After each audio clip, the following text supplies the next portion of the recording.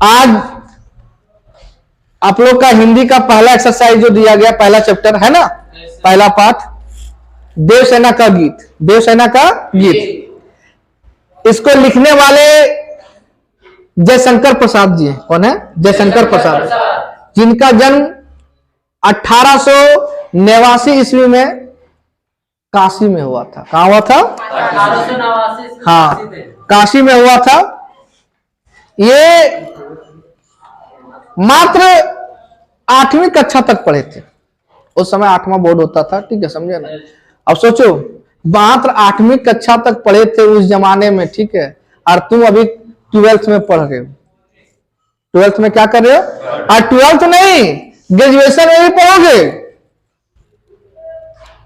MA भी करोगे Hindi honours में, तो उसमें भी पढ़ोगे, ठीक है, समझे ना। ऐसा नहीं है।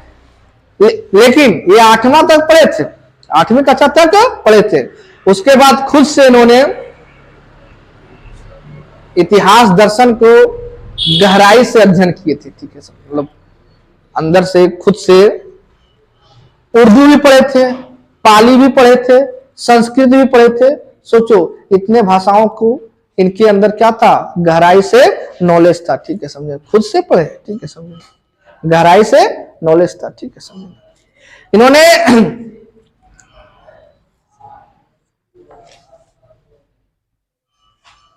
जो तुम्हारा देवसेना का गीत जो दिया गया इसमें, ये स्कंदगुप्त नामक नाटक से लिया गया। किससे लिया गया?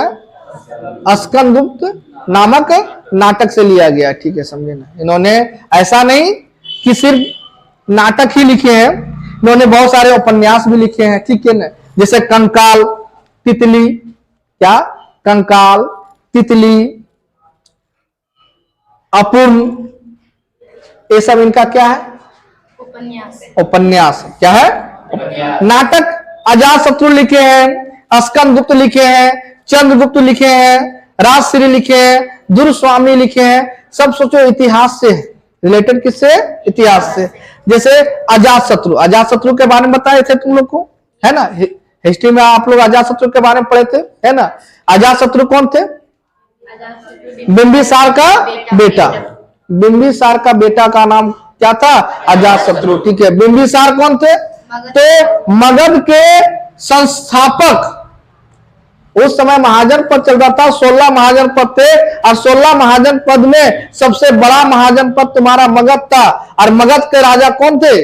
बिंबिसार। 80,000 गांवों को मिला के इन्होंने एक साम्राज्य स्थापित किया, ठीक है, समझे ना। और बिंबिसार, इसका क्या नाम था? बिंबिसार, ठीक है। बिंबिसार का बेटा का नाम क्या था? अजातशत्रु। क्या नाम था? अजातशत्रु। और अजातशत्रु का बेटा का नाम है उदयन, ठीक है। इस पे चर्चा बाद में कभी करेंगे, ठीक है, समझे ना। या तो हिस्ट्री में बताए हैं बहुत सारे बच्चे को।